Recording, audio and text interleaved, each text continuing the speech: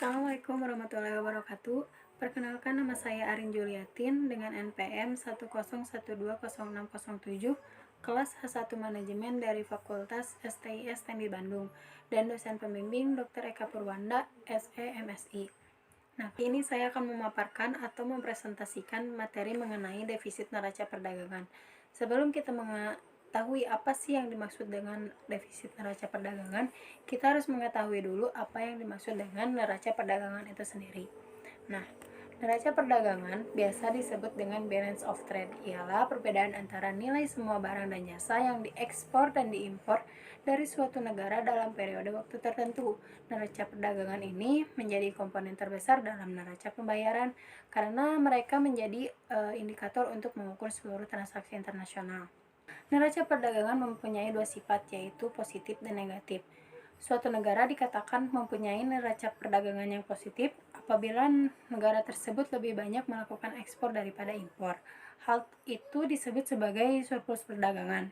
Sebaliknya, ketika suatu negara lebih banyak menerima impor dari negara lain daripada ekspornya, negara tersebut mempunyai neraca perdagangan yang negatif. Nah, kondisi yang sedemikian itu dikatakan sebagai defisit neraca perdagangan.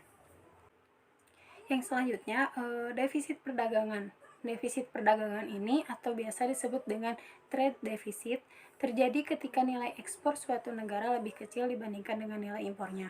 Nah, untuk membiayai defisit, negara tersebut harus meminjam dari orang asing atau menjual aset kepada mereka melalui aliran masuk investasi di pasar modal misalnya. Istilah ini disebut dengan defisit neraca perdagangan atau neraca perdagangan negatif. Perhitungan neraca perdagangan.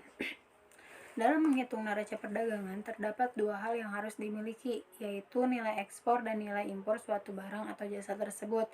Pada dasarnya, rumus sederhana untuk menghitung defisit yaitu dengan mengurangi nilai ekspor dan nilai impor suatu barang atau jasa tersebut. Kita harus mengetahui nih ekspor itu apa. Nah, ekspor ini adalah barang dan jasa yang dibuat di dalam negeri kemudian dijual kepada orang asing. Sedangkan impor adalah barang dan jasa yang dibeli penduduk suatu negara yang mana barang dan jasa tersebut dibuat di luar negeri. Namun ada saja nih celah yang menyebabkan perhitungan neraca perdagangan yang tidak akurat. Salah satunya adalah adanya perdagangan gelap. Dalam perdagangan gelap, beberapa kegiatan transaksi tersebut hanya dicatat dari satu negara, entah itu yang mengekspor atau yang mengimpornya. Sedangkan negara yang lainnya tidak. Hal itu menyebabkan akumulasi dari seluruh dunia menjadi tidak seimbang. Lalu apa saja sih yang mempengaruhi defisit perdagangan? Yang pertama adalah kuantitas dan harga. Karena neraca perdagangan diukur dari nilai volumenya, maka volume dan harga mempengaruhi nilainya. Itu mirip dengan pendapatan perusahaan di mana fungsi dari kuantitas dan harga. Jika volume ekspor meningkat namun harganya jatuh, efeknya terhadap nilai ekspor itu tergantung pada mana yang lebih signifikan. Itu juga berlaku pada nilai impornya. Harga biasanya berhubungan dengan keunggulan komparatif produk dalam negeri terhadap produk luar negeri. Yang kedua, adanya pendapatan real. Ketika pendapatan real konsumen domestik meningkat, ini mengarah pada konsumsi yang lebih banyak karena beberapa barang tidak dapat diproduksi di dalam negeri, sehingga mengarah pada peningkatan permintaan impor, terutama barang dan jasa dengan elastisitas permintaan yang tinggi. Sebaliknya, ketika pendapatan konsumsi luar negeri meningkat, kita akan mengharapkan permintaan terhadap produk domestik juga meningkat, dan itu akan mempengaruhi pada ekspor yang lebih tinggi. Yang ketiga adalah nilai tukar. Secara umum, mata uang yang lebih kuat dapat menyebabkan defisit perdagangan yang lebih besar. Besar efeknya terhadap ekspor dan impor, tergantung pada elastisitas harga permintaan dari produk yang diekspor dan diimpor. Ketika nilai tukar mata uang suatu negara melemah atau terdepresiasi, barang domestik lebih murah bagi konsumen luar negeri.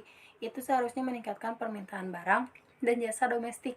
Oleh karena itu, kita akan mengharapkan nilai ekspor akan lebih tinggi. Yang keempat, adanya pengeluaran investasi. Nah, negara-negara yang berkembang seperti Indonesia banyak mengandalkan sejumlah barang modal dan teknologi dari luar negeri. Dan secara umum, tekanan defisit perdagangan akan kenaikan impor barang modal seharusnya dalam jangka pendek, dan jangka panjang itu seharusnya positif bagi neraca perdagangan. Yang kelima adalah pertumbuhan ekonomi. Ketika suatu ekonomi berada dalam fase boom dari siklus ekonominya, biasanya ukuran defisit perdagangan akan naik karena pengeluaran untuk impor meningkat. Ini seharusnya diimbangi oleh sektor ekspor yang berkembang. Sebaliknya, selama krisis ekonomi, defisit perdagangan cenderung juga harus membaik, terutama karena adanya penurunan tajam dalam lapangan kerja dan pendapatan real konsumen. Penurunan tersebut menyebabkan pemangkasan belanja konsumen dan permintaan barang impor. Nah, yang keenam adalah faktor struktural. Faktor struktural merujuk pada perubahan jangka panjang dalam struktur ekonomi dan daya saing sisi penawarannya. Dampak dari defisit perdagangan. Nah, secara umum defisit neraca menandakan bahwa perekonomian suatu negara cenderung melemah. Tentu saja akan ada dampak-dampak yang perlu diikuti dan diperhatikan. Yang pertama adalah pelemahan mata uang. Impor yang lebih tinggi daripada ekspor menjadi penyebab defisit. Rasio impor yang melambung bisa diartikan tingginya kebutuhan akan mata uang asing.